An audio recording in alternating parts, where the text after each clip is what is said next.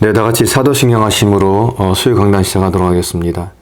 전능하사 천지를 만드신 하나님 아버지를 내가 믿사오며 그 외아들 우리 주 예수 그리스도를 믿사오니 이는 성령으로 잉태하사 동정녀 마리아에게 나시고 본디오 빌라도에게 고난을 받으사 십자가에 못 박혀 죽으시고 장사한 지 사흘 만에 죽은 자 가운데서 다시 살아나시며 하늘에 오르사 전능하신 하나님 우편에 앉아 계시다가 저리로서 산자와 죽은 자를 심판하러 오시리라.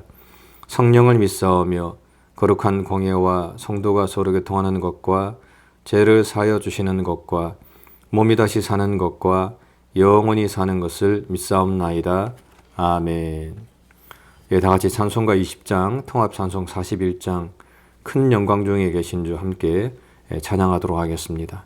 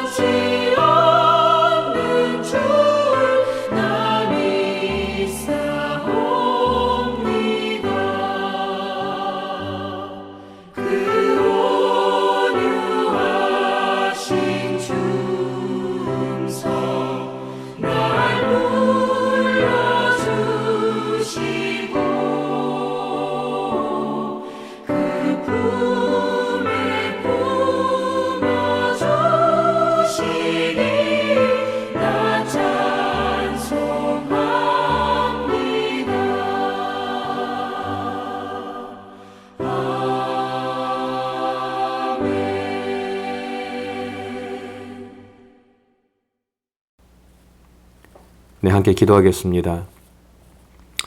참 좋으신 하나님 아버지, 은혜와 사랑 감사합니다. 또 지난 3일도 저희를 지켜주시고 오늘도 이 수요 강단을 통해서 또 하나님 말씀 앞에 또 설 수 있도록 은혜 허락해 주심을 감사합니다. 하나님, 이 시간을 통해서 다시금 또 하나님의 음성을 듣고 또 하나님의 뜻을 또 분별하고 또 하나님 말씀 인도함을 받는 그런 복된 시간이 되게 주님 인도하여 주시옵소서. 하나님, 또 저희가 특별히 계속해서 이 사도신경 강의를 매주 수요일마다 하고 있습니다.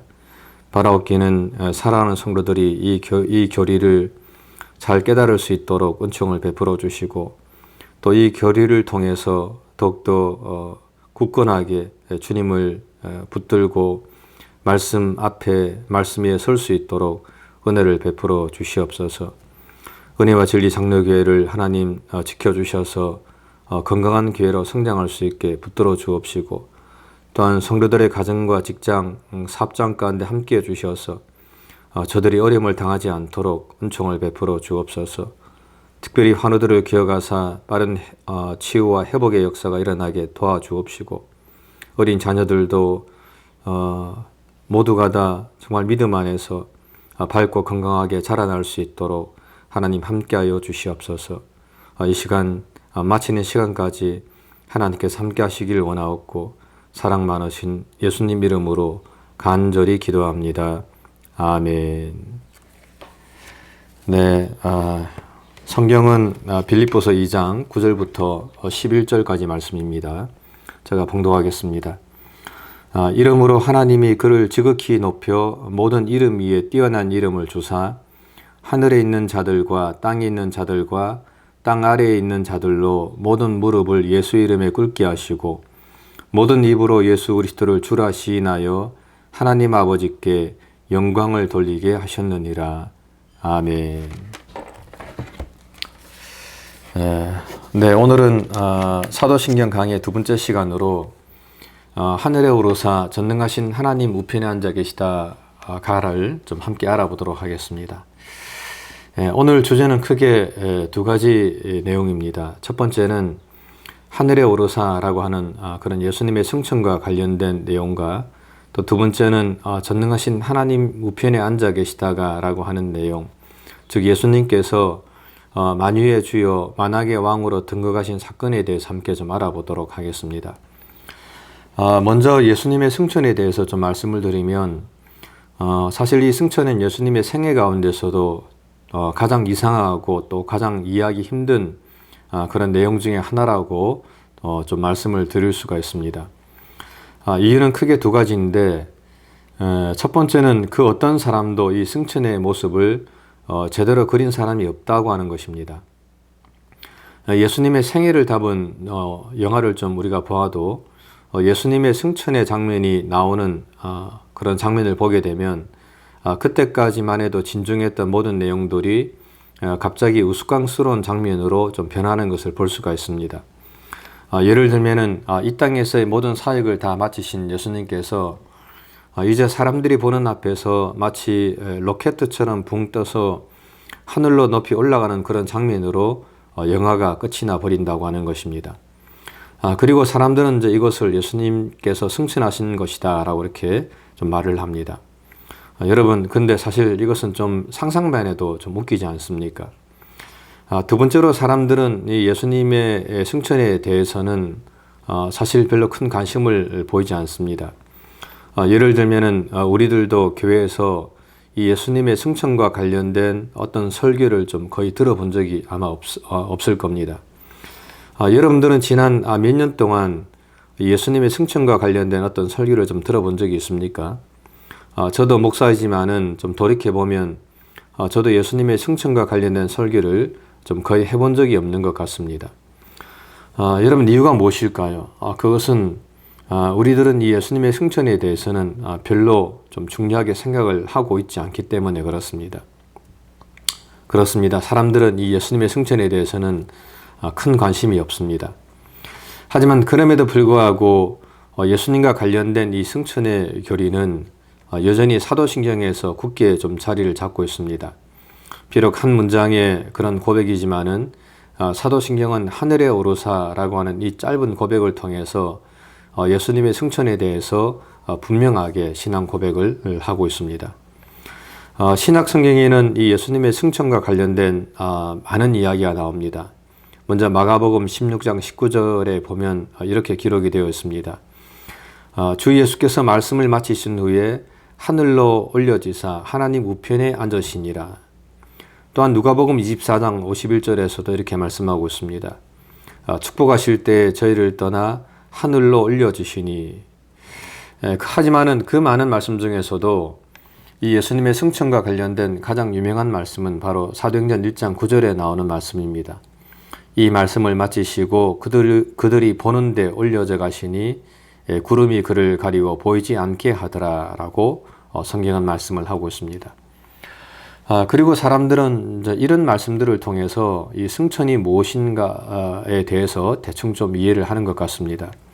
즉 사람들은 승천이란 예수님께서 사람들이 보는 앞에서 하늘을 향해서 올라가시는 것, 그것이 바로 이 성경이 말하는 승천이라고 사람들은 생각을 좀 하고 있는 것 같습니다.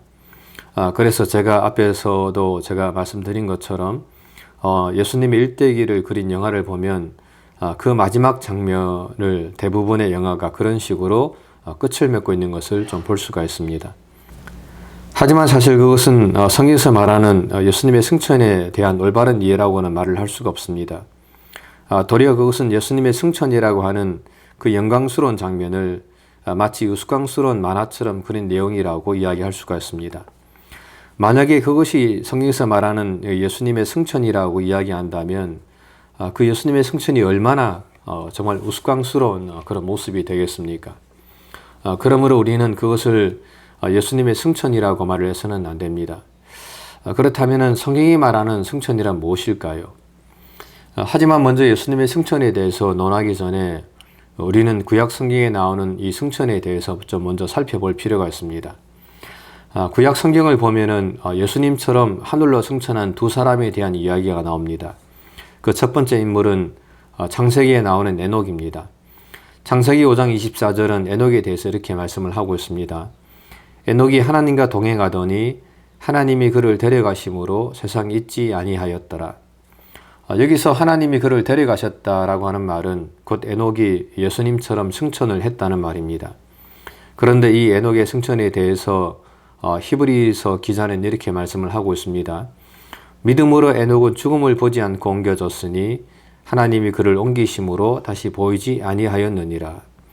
즉 히브리서는 이 에녹의 승천에 대해서 좀 말씀을 하면서 에녹이 승천을 했다는 것은 에녹이 로켓처럼 하늘을 향해서 올라갔다는 뜻이 아니라 에녹이 땅에서부터 하나님께로 옮겨갔다는 것을 이 히브리서 기자는 지금 에녹의 승천이라고 말을 하고 있는 것입니다.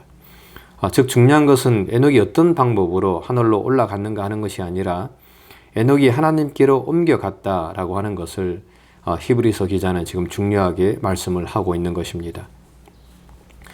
두 번째로 구약 성경에서 하늘로 승천한 사람은 바로 열왕기 하에 나오는 엘리야 선지자입니다. 사실 이 이야기는 우리가 너무나도 잘 아는 그런 이야기입니다. 하나님의 부름을 받은 엘리야 선지자는 제자인 엘리사가 보는 앞에서 불수레를 타고 해오리 바람에 실려서 하늘로 올라가게 됩니다. 그리고 그 광경을 본 엘리사는 하나님의 이름을 부르면서 엘리야의 하나님 여호와는 어디 계시나이까 라고 소리치는 것을 볼 수가 있습니다. 그렇게 엘리야 선지자는 하나님의 부름을 받아서 하늘로 승천하게 됩니다. 하지만 여기서도 중요한 것은 엘리야 선지자가 불수레와 불말을 타고 해오리 바람을 통해서 하늘로 올라갔다고 하는 것이 중요한 것이 아니라 여기서도 중요한 것은 엘리야가 하나님께로 올라갔다고 하는 것이 중요하다고 성경은 말씀을 하고 있습니다. 즉 구약에서 말하는 승천이란 두 사람 즉 에녹과 엘리야가 죽음을 보지 않고 하나님께로 옮겨갔다라고 하는 그런 말입니다. 그러므로 우리들도 사실 이 예수님의 승천에 대해서 좀 그런 식으로 이해를 해야만 합니다. 즉 예수님의 승천이란 예수님께서 십자가에 죽으시고 3일 만에 부활하신 그 부활의 몸을 입고 예수님께서 산자로서 하나님께로 올라가셨다라고 하는 것입니다. 히브리 저자는 예수님의 승천에 대해서 이렇게 말씀을 하고 있습니다. 히브리서 7장 26절입니다. 이러한 대제사장은 우리에게 합당하니 거룩하고 악이 없고 더러움이 없고 죄인에게서 떠나 계시고 하늘보다 높이 되시니라. 즉 히브리서가 말하는 예수님의 승천이란 예수님께서 하늘보다 더 높이 올라가신 그것이 바로 승천이라고 말씀을 하고 있는 것입니다. 그리고 사도 바울도 예수님의 승천에 대해서 이렇게 말씀을 하고 있습니다. 그는 육신으로 나타나신 바 되시고 영으로 어렵다함을 받으시고 천사들에게 보이시고 만국에서 전파되시고 세상에서 믿음 받으시고 영광 가운데서 올려지셨느니라. 즉 사도 바울이 말하는 승천 또한 예수님께서 영광스러운 자리로 올라가신 것을 승천이라고 말을 하고 있는 것입니다. 그리고 그것은 베드로 사도도 마찬가지입니다. 베드로도 예수님의 승천에 대해서 이렇게 말씀을 하고 있습니다. 저는 하늘에 오르사 하나님 우편에 앉아 계시느니라. 그러므로 우리는 여기서 이 승천에 대한 한 가지 중요한 개념을 좀 배울 수가 있습니다. 그것은 성경에서 말하는 승천이란 먼저 눈에 보이는 승천을 의미하는 것은 아니라고 하는 말입니다. 비록 구약 성경에 엘리야 선지자가 불병거를 타고 하늘로 올라가는 그런 장면이 나오고 또한 사도행전에서 많은 사람들이 예수님께서 하늘로 올라가시는 장면을 직접 보았다 하더라도 성경은 그것을 승천이라고 말을 하고 있지 않습니다. 그렇다면 성경에서 말하는 승천이란 무엇입니까? 그것은 예수님께서 하늘에 오르셔서 하늘의 영광의 자리에 앉게 되었다라고 하는 그 모습을 성경은 승천이라고 말을 하고 있는 것입니다. 사실 우리들이 생각하고 있는 이 예수님의 승천에 관한 잘못된 이해는 대부분 영어 자체에서 좀 기인이 된 것입니다. 우리들은 승천이라고 하면은 하늘이 위에 있고 지옥은 땅 아래에 있고 땅은 그 중간에 있다는 생각을 하면서 우리는 승천을 생각할 수가 있습니다. 하지만 사실 이런 것들은 우리들이 좀 이해하기 쉽도록 만든 것들 뿐이지 결코 그런 것들이 우리가 실제로 도달할 수 있는 그런 하늘과 지옥을 말하는 것은 아닙니다. 다만 그것이 어떤 것이든지 간에 하나님께로 가는 것을 우리는 올라간다고 표현하는 것이 내려간다고 말하는 것보다 훨씬 더 자연스러운 표현이기 때문에 사람들은 통상적으로 그렇게 말을 하고 있는 것입니다. 그러므로 우리는 성경에 나오는 내용을 문자 그대로 좀 받아들여서는 안 됩니다. 예를 들면은 성경에는 40이라는 숫자가 많이 나옵니다. 창세기에 보면은 노아의 홍수는 40일 동안 계속되었습니다. 또한 모세는 시내산에서 40일 동안 머물면서 금식 기도를 했습니다. 또한 엘리야는 하나님께서 주신 음식을 먹으면서 40일 동안 길을 걸었습니다. 요나서에도 보면 요나도 40일이 지나면 니네가 멸망할 것이라고 사람들에게 외쳤습니다. 또한 예수님께서는 40일 동안 강야에 있으면서 마귀로부터 시험을 받았습니다. 또한 사도행전에 보면 부활하신 예수님은 지상에 40일 동안 머물면서 제자들과 함께했다고 말씀을 하고 있습니다. 물론 저는 한편으로는 성경에서 말하는 이 40이라는 숫자는 실제로 40일이라는 그런 기간을 말한다고 저는 생각을 하고 있습니다. 하지만 다른 한편으로는 우리는 그 40이라는 숫자를 꼭 40이라고 하는 숫자 자체에 매일 필요는 없다고 하는 것입니다. 우리는 그것을 단순히 오랜 기간 혹은 일정 기간이라고 해석을 해도 틀린 것이 아닐 수도 있습니다. 이유는 그 당시 유대인들은 이 40이라는 숫자를 상당히 길기는 하지만 또한 한정된 어떤 일정 기간으로 많이 사용을 했기 때문입니다. 그리고 그것은 오늘날도 우리들도 가끔씩 그렇게 사용할 때가 있습니다. 예를 들면 어떤 사람이 한 열흘 안에 내가 다시 찾아오겠다라는 말을 하면 그 말은 정말로 10일 후에 오겠다는 그런 말은 아닙니다. 그것보다는 가까운 시일 내에 한번 찾아오겠다는 말로 우리는 통상적으로 그 말을 이해할 때가 많이 있지 않습니까? 그렇다면은 사도행전 1장 9절에 나오는 이 예수님의 승천의 장면을 우리는 어떻게 좀 이해를 해야 할까요? 먼저 결론부터 말씀드리면 우리는 그것을 예수님께서 하나님의 영광 속으로 들어갔다고 이해를 하면 좀 좋을 것 같습니다. 사도행전 1장 9절은 이렇게 말씀하고 있습니다. 이 말씀을 마치시고 그들이 보는 데 올려져 가시니 구름이 그를 가리고 보이지 않게 하더라. 우리는 보통 이 말씀을 좀 보면서 올려져 가시니 라고 하는 그 단어에 좀 집중하는데 사실 그보다 더 중요한 단어가 하나 있는데 그것은 바로 이 구름이라고 하는 그런 단어입니다. 사실 이 구름이라고 하는 것은 유대인들에게 있어서는 커다란 의미가 있는 그런 말입니다. 당시 유대인들은 이 하나님의 영광스러운 현현을 의미하는 단어로 세키나라고 하는 그 단어를 자주 사용했는데 그 말은 광채가 나는 빛난 구름의 형태라고 하는 그런 뜻을 가지고 있습니다. 그리고 그것을 유대인들은 통상적으로 하나님께서 임재하시는 장소라고 생각을 하고 있었습니다. 이 개념은 이제 구약에 잘 나타나 있습니다. 출애굽기에 보게 되면 모세가 회막에 들어갈 때 구름 기둥이 내려 회막문에 서며 여호와께서 모세와 말씀하셨다라고 말씀하고 있습니다. 그리고 모든 백성들이 구름 기둥을 보면서 그들은 각기 자기 장막문에 서서 경배하였다라고 말씀을 하고 있습니다. 여기서 구름 기둥은 곧 하나님의 임재를 말하는 것입니다. 또한 출애굽기 40장에서는 해막이 완성되었을 때에 구름이 해막에 덮이고 여호와의 영광이 성막에 충만하였다라고 말씀하고 있습니다. 또한 솔로몬의 성전이 봉헌되었을 때도 다음과 같이 말씀하고 있습니다. 제사장이 성소에서 나올 때에 구름이 여호와의 전에 가득하며 제사장이 그 구름으로 인하여 능히 서서 섬기지 못하였으니 이는 여호와의 영광이 여호와의 전에 가득함이었더라. 그렇습니다. 성경은 구름과 이 하나님의 영광을 동의어로 쓰고 있습니다. 그러므로 이 당시 이 구약 성경을 알고 있던 유대인들은 예수님께서 구름 속으로 올려가셨다라고 하는 그런 말을 들었을 때 그들은 오늘날 사람들처럼 예수님께서 로켓처럼 하늘로 올라가신 것이 아니라 예수님께서 하나님의 영광 속으로 들어가셨다라는 것으로 즉시 이해했을 것이라고 우리는 생각을 할 수가 있는 것입니다. 그러므로 오늘날 우리들도 예수님의 승천에 대해서 말할 때에 이런 식으로 동일하게 이해를 해야 된다고 하는 것입니다. 또한 승천은 예수님께서 전능하신 하나님 우편에 앉으셨다고 하는 것을 의미합니다. 사도신경은 이렇게 고백하고 있습니다. 하늘에 오르사 전능하신 하나님 우편에 앉아 계시다가. 베드로 사도는 사도행전 5장 31절에서 이렇게 고백하고 있습니다. 하나님께서 그를 오른손으로 높이사 이것이 바로 승천입니다. 임금과 구주를 삼으셨다. 또한 신약에 나오는 최초의 순교자 스데반 집사는 순교하면서 환상 가운데서 인자가 하나님 우편에 서신 것을 보았다라고 고백을 하고 있습니다.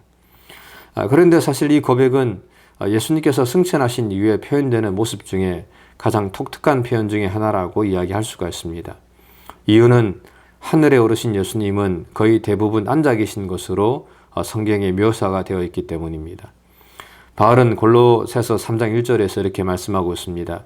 위의 것을 찾으라. 거기는 그리스도께서 하나님 우편에 앉아 계시느니라. 그리고 이것이 바로 하늘에 오르신 예수님을 가리키는 어떤 통상적인 그런 모습이라고 우리는 생각을 할 수가 있습니다.